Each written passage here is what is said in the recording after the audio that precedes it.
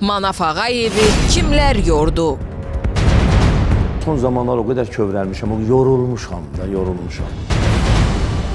İfaçını hansı zəng haldan hala saldı?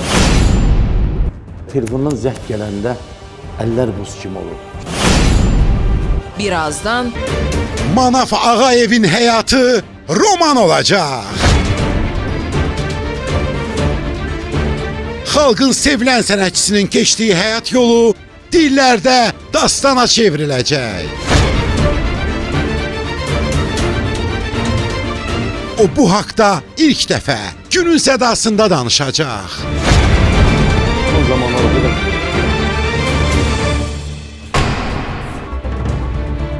Manaf Ağayevin 23 illik arxivi üzə çıxdı.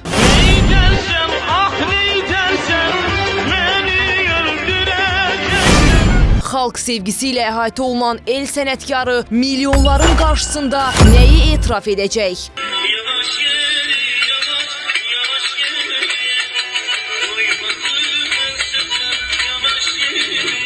Onun bu açıqlamaları da səssiz ötüşməyəcək. Birazdan.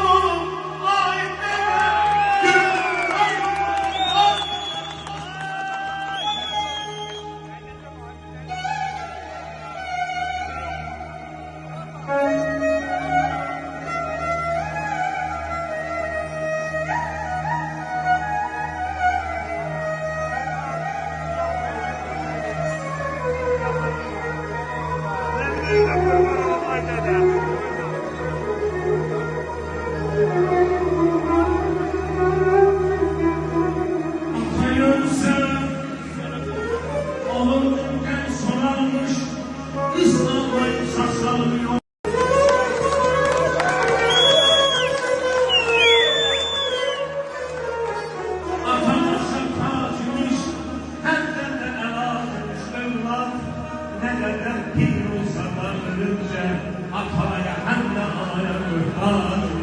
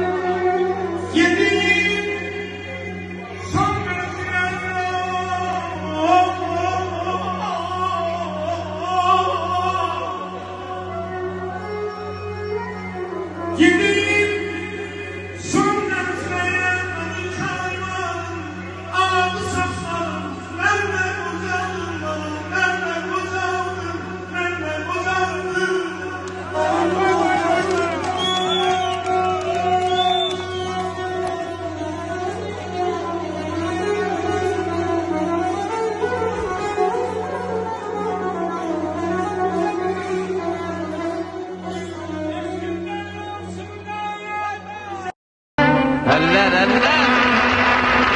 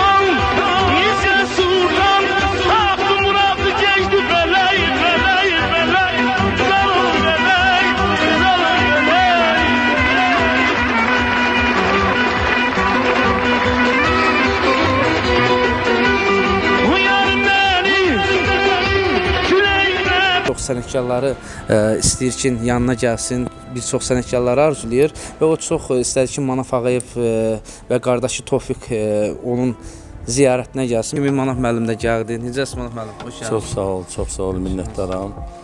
Dədə Süleyman bizim ağsaqqalımızdır, bayaq dediyim kimi də rayonumuzun fəxridir.